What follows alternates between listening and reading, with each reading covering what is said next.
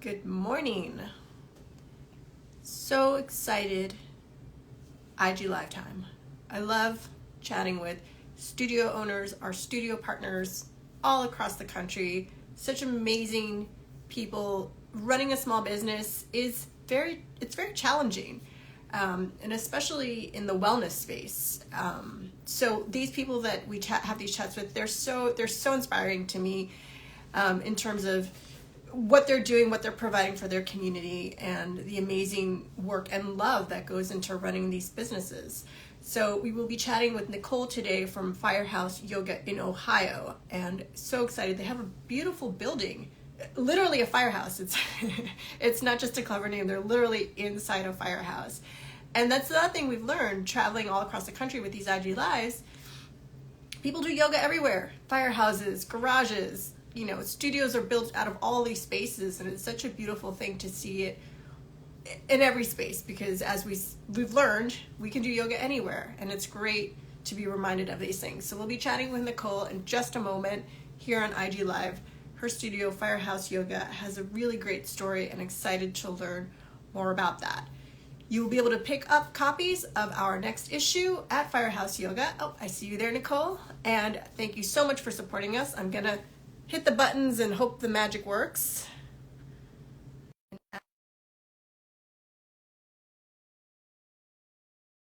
Will it work? Will it work?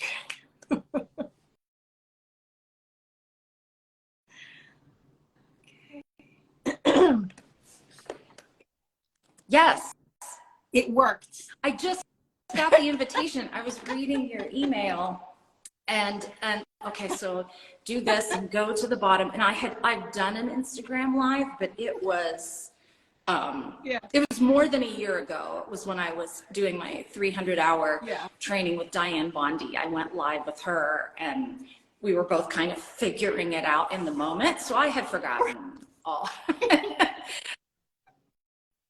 I know. I send it as a reminder, not just to you, but to myself as well, because always something will come up. You never know. It's the internet. It's the buttons don't work.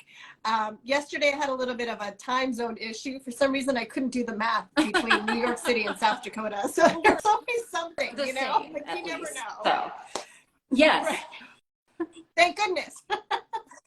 So thank you, Nicole, for joining us. If you could just introduce yourself really quickly, and then, I'll jump in and ask you a few questions. My name is Nicole McLaughlin, and I am the owner of Firehouse Yoga in Lakewood, Ohio, suburb of Cleveland. And Firehouse Yoga, some people think that means it's a hot yoga studio, and it's not. It's quite literally in an old firehouse building that was built in the 1920s, served as an engine house for the city of Lakewood until the 60s, and then it was sold to a theater company. They used it as like office, costume shop, prop storage. The theater company was called Great Lakes Shakespeare Festival at the time, and it was where Tom Hanks got his start in acting. So Tom Hanks has likely been in this building. I have not encountered him here, but 70s. Right. And then after that, it was when the theater sold the building, it was a community space for a neighborhood of condos that were being built on the surrounding blocks. And what happened was a colleague and friend of mine, Molly Bondelio, also a yoga teacher, she and I lived next door, right across from the firehouse. We were part of that condo neighborhood. And the building was our HOA space. So we could, homeowners could reserve and have a birthday party, a baby shower, the Thanksgiving dinner for their family or whatever, down on the big first floor where they parked the truck. And Molly, in addition to teaching yoga, was also in sales and is an amazing schmoozer. So she got permission for she and I just to have some informal classes. We're upstairs in what used to be the bunk room. You can't see it because it's in front of me, but the pole is still in the room with the trap door, and it has been used. I have slid down the pole, and other folks that I know have tried that out as well. We technically aren't supposed to because insurance, liability, and safety, all that. So I hope my landlords aren't watching, but But also, I think they know that, Right. that we have slid, the people slide down the pole. Yeah. Anyway, so yeah, so technically Molly was, this was her brainchild. She went and got permission for us to be in here with family and friends a couple times a week. We would do by donation, and either use the money to like buy some more props, or, you know, donate it to a cause that was important to us. And then the studio just grew from there, bit by bit. It was a co-op. We brought some other teachers on board, and then we actually paid a little something to the HOA to use the space, and so we all split the expenses. And then whatever we took in then from our own classes was ours. And then it just kind of kept growing, and it made more sense to turn it into a more traditional brick and mortar studio.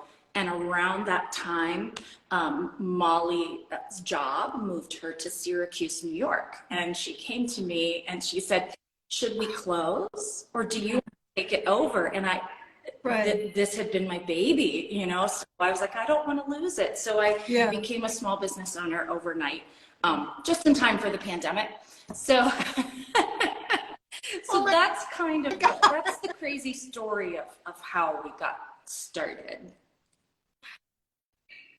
And I love it. It's a very, I mean, I was going to say it's not a traditional story, but I feel like most small businesses really never start traditionally. I mean, especially, well, if people sort of, I mean, I know personally, if I have too much time to think about things, I might talk myself out of it, you know? So sometimes maybe it's better that it just kind of happened, and it really evolved naturally. It really did. Right? And I kind of like our wild origin story, because it also kind of, it fits the vibe here.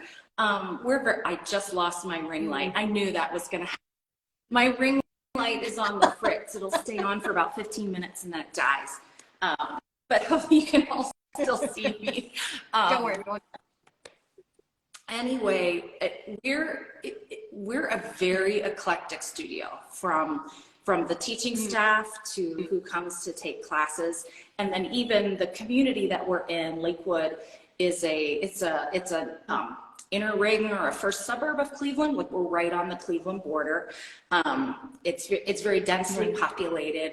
It's diverse in terms of race, age, income, family, singles, and it's a funky place. And my teaching staff, there's me and I have 8 teachers. None of us are alike at all. Like, there's not a corporate or a brand or a, you need to teach with the Firehouse yoga boys. Like, that's just not who we are. We're all incredibly different in terms of the styles that speak to us, and the types of classes we lead, and how we trained, and what our influences are. And so we're kind of like, we're like yogi misfits. So I call us like the land of the misfit toys. So the fact that, like, we're in a Firehouse that was also a theater company, that was also a homeowners association space at one point. And it's now technically, not technically, it is owned right around the time that Molly moved away. And just months before the pandemic, the HOA wanted to unload this building. It's an old building. I mean, it was built in 1927, and it takes a lot. Takes a lot to run the furnace, and it needed a lot of repairs. And they didn't want to raise homeowner dues. So they were going to put it up for sale, and the local firefighters union didn't want to see that happen, because it's such a unique vintage space, and they didn't want it torn down and build more condos. And so the city doesn't own the building, but what happened is the Lakewood Firefighters Union got together, and they voted to form a nonprofit historical society for the Lakewood Fire Department, and they took on the building. And so they're my landlords, and they're really wonderful. And downstairs, they've been doing a lot of work in the building, and downstairs they have this like big, beautiful wooden, like, it's like a china cabinet with the doors, and they have like an old school fire helmet in there, and an old school hose, and you know, so it's got this kind of vintage Firehouse feel downstairs, and they've been really awesome to work with, and I got to stay open. So do they ever take classes? Have you invited them all the time? And a few of them have. I either get one of two responses from them. One is like, oh, I can't touch my tie, I can't do yoga. Or, well, I would come if it was hot yoga. Right. Interesting. And you know, I mean, and maybe, you know, they rush into burning buildings, so they're not afraid of heat. But yeah, occasionally they don't come as much as I would like them to, but I keep bugging them, and otherwise they're just really great to work with. So I love that. Before you took this journey to own the studio, what was your previous I was an actor in the theater. Right. So I can share this little tidbit. When this building did belong to Great Lakes Theater, it started as Great Lakes Shakespeare Company, and then they became Great Lakes Theater, and they moved into one of the big theaters in downtown Cleveland.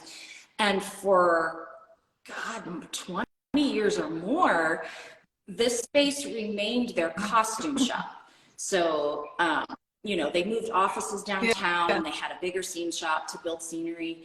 And this was on the first floor. They had the cutting tables, the dress forms, the sewing machines. Upstairs where I am, every room up here was used for storage. And then in the basement, they had a whole big like laundry and sinks and tubs to dye fabric.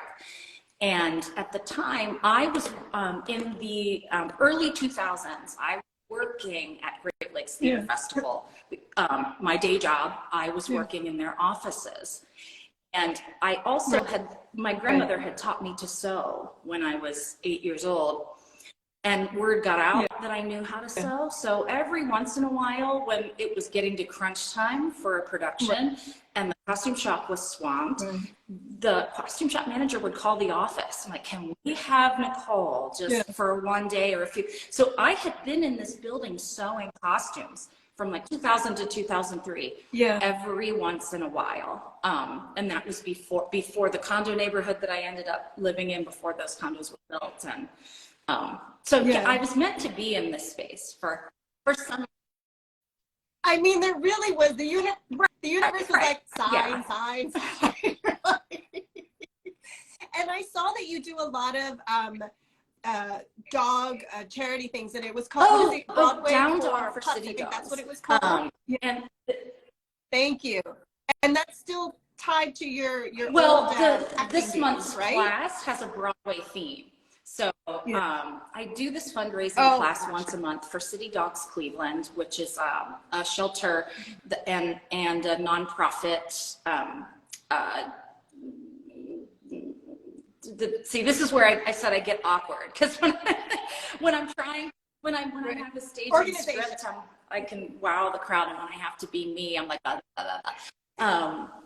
but they're the shelter for the city of Cleveland Animal Care and Control, but they also have a nonprofit foundation called Friends of City Dogs Cleveland that raises money to provide medical care, enrichment activities for the dogs, to help support fostering, so that they can keep the shelter from getting too overcrowded. And I volunteer there. I walk dogs. So does my husband, and I love the dogs, and I love the organization. So once a month I do a class where every penny of the drop-in fee that comes in goes right to City Dogs. And so I called it Down Dog for City Dogs, and every month is a different theme. I allow myself to have fun and be like a little irreverent with the playlists for that particular class. So we're going to be on Broadway this month.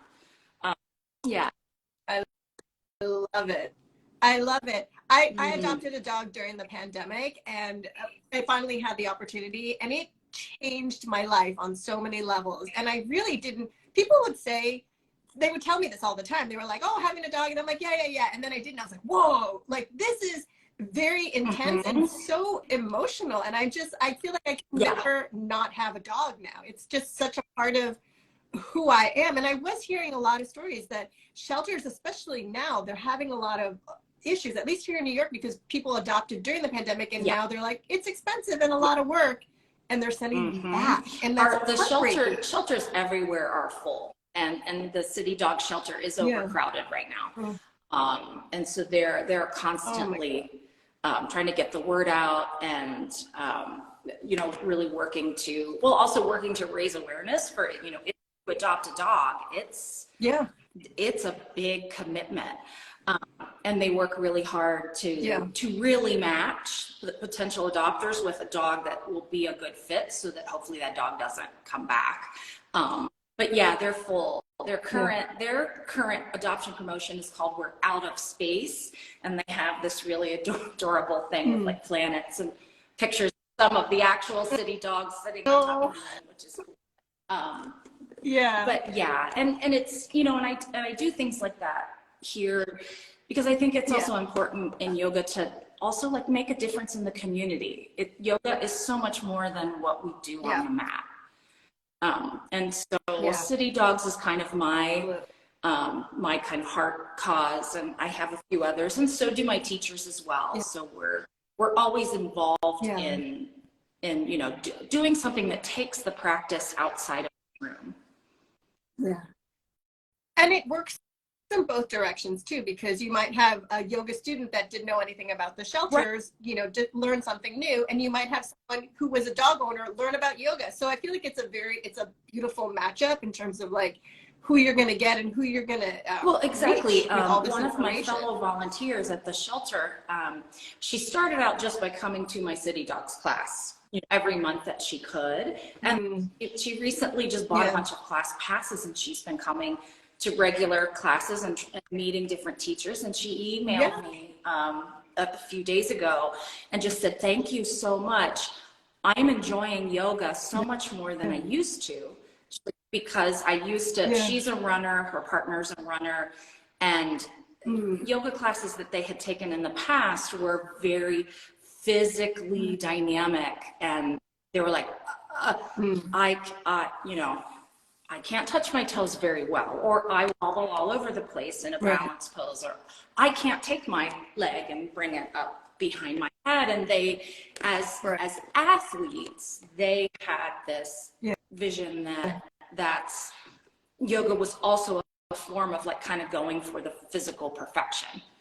And so to be able to come here and breathe and move in a way that feels good for her body, and do a little good to help out the shelter that means so much to her, and kind of have, you know, an hour or two a week that's just for her. She was like, oh, you know, this is, you know, my running is about my, you know, my physical stamina and whatnot, and this is something that I do for me. I love that. Do you remember your first yoga class? I was, well, okay, I technically consider two classes my first yoga class, but my very, very first, I was living in, my husband and I were living in New York, and I was auditioning and working in the theater, and I'm a very good actor, and I'm a very good singer. Dance is not my gift. It just isn't. But I would go to dance classes in the city just to kind of keep myself moving so that I could survive my way through musical auditions. Because there is this thing, particularly in New York in the professional theater, you know, some roles call for amazingly wonderful trained dancer, and then other roles require what they call an actor singer who moves. So that's me. And I would go to this dance studio and take classes just to, like, if nothing else, learn how to keep a smile on my face while I'm messing it up, and learn a little bit. But they also offered yoga, and I was like, oh, this would be a really great stress reliever. So I went to this yoga class that was packed with dancers. Like, these people were all ready for cats. And I get on the mat, and the teacher was really nice, and she said to the room, what do we want today? Do we want to sweat and work, or do we want more restorative? And the room, oh, restorative. And I'm like, inside. This was this is not restorative. Like what she did, I was like, I'm getting nauseous, and it was my first time there, so it was she's saying inhale and I'm on an exhale, so it was, and I was oh my, but I got my way through it. I never went back, but I got my way through it, and the teacher was really nice, and I talked to her afterwards and actually said, like, is it unusual for someone who's new to get a little lightheaded with the breathing feel? And she was like, oh, you know, no, that's totally normal. And then she reassured me, don't even worry. If you're on an exhale and I say inhale, just keep breathing, you know, so you don't make yourself sick. And so really great. But I still felt really out of my element. And I'm like, I feel like this enough at dance auditions, so I'm not gonna go here anymore. So I had sort of written yoga off. And we moved from New York back to Cleveland. My father was diagnosed with Parkinson's disease in late 2013. Well, we could tell something was really, really wrong in late 2013. So around Christmas time, we just made the decision, we're going back. I'm an only child, divorced parents, and I knew that I couldn't care for my dad from 500 miles away. So we moved back to Cleveland at that time, and it was really fast, and it happened over the holidays, and I knew it was the right decision, but I was heartbroken over leaving the city and kind of putting acting on hold for a while. And so within a month of moving back, I had my very first panic attack. I was in the car. I was driving alone on the highway. Yeah. And I thought I was going to pass out and wreck the car. And I didn't know like what was happening to me. And I got safely off of the freeway and into like a bank parking lot and called my husband, like, something is going on. I don't feel well. I can't drive. He's like, should I call 911? And I have major like hospital anxiety. So I'm like, no, let me just see if he's like, but you might be having a heart attack. And in hindsight, you know, maybe I should have, or maybe not, because I would have just gotten a huge bill and they would have told me you're having a panic attack. But which gives you more anxiety, right? So I was like, just come and get me. And he came and got me, and like deep breathing. And it was at home later that night when I like did a little digging and reading. And I'm like, oh, this is what happened to me. Like a panic attack is your fight or flight system kicks in, even when there's not like a real life danger. And that's why my heart was racing. And that's why my hands and fingers went numb, because all the blood was pumping for me to run away from a lion, you know, that wasn't really chasing me. And but because that first panic attack happened in the car, I was terrified to drive. I couldn't drive for a couple months after that. And even I was afraid to leave my house. I was like, well, if I go to the theater and see a friend who's in a show, what if I don't have an aisle seat and I'm in the middle of an aisle and I start panicking? Or what if I have a big panic attack in the middle of the grocery store? I'm going to be so embarrassed. And I knew that I had to do something about it. And I was in therapy, and that was helping, but I wanted a little something extra, so that I didn't have to, I didn't want to take a bunch of prescription meds for the rest of my life. I'm not anti any kind of, you know, Western medicine.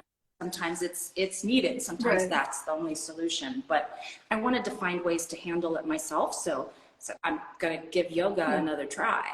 And I went to, my first like real, this is my place yoga class. I went to the Y here in Lakewood. We had family membership, and it was easy to do that. And I walked into the first class. I was terrified. My husband had to drive me there. And I walked in and I approached the teacher. Her name was Donna. Lovely, lovely, wonderful woman, a saint. And I said to her, I've been to one other yoga class in my whole life. And it wasn't a great experience because I was out of my element. I said, and I'm here because I'm dealing with crippling anxiety and panic. I said, so I might spend this entire class crying in child's pose. And she looked at me and she said, and if you do, that's perfect. And so then I felt so welcome that I didn't spend the whole time crying in child's pose. I didn't do all of the physical stuff, but I did some of it, and kept going back each week and doing a little bit more and a little bit more. And then it changed my life. So I just started visiting studios and finding classes and teachers that I connected with. Pardon me. And then after a year of really serious practice myself, I decided I wanted to do yoga teacher training. Wow. There's so many things I love about that story. And the biggest thing for me is that you went back also. You know, it's like a lot of people will go to that first class and say, oh, this isn't for me. And it's really, I feel like a lot about the timing in your life. And also the teacher and the studio, you know, like you mentioned earlier with your space, it might not be a good fit for what you need at the time or for what they're offering at the time. So, you know, thank goodness you had that experience and you found that second teacher. And I love it too. My first yoga class was at the Y also.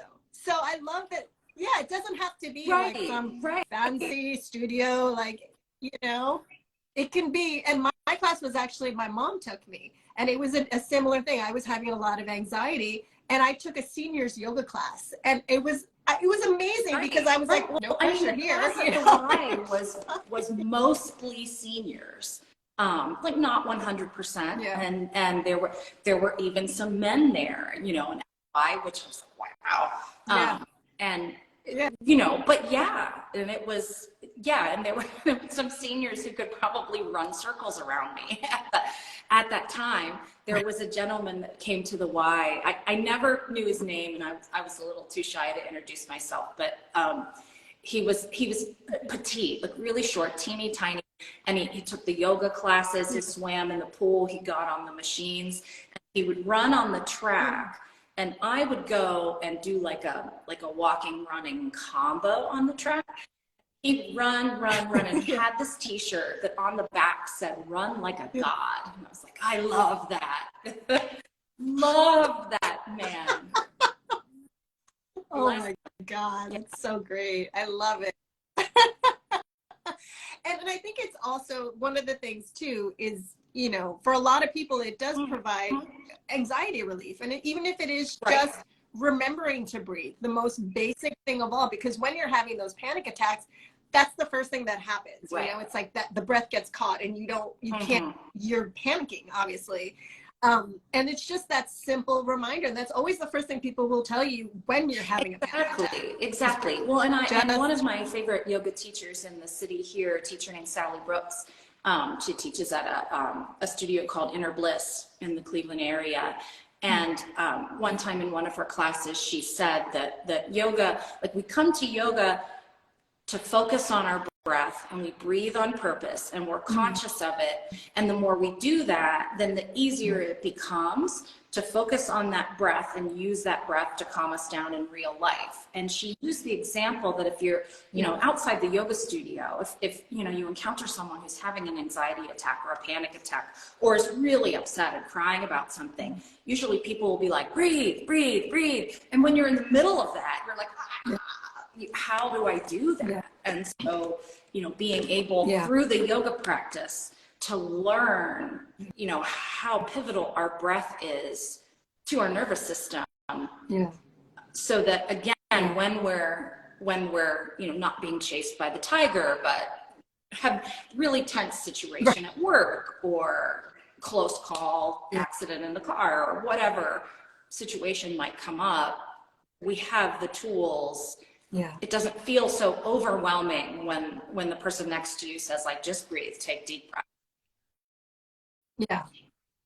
And I bet those firefighters that have yet to come to take the asana class at your studio, they already know this in a way, right? Because they're dealing with this on a daily basis, you know, dealing with fight or flight. So they probably know on a certain level to just breathe and get through that anxiety that they're going through. So let them know they're already doing yoga. You know?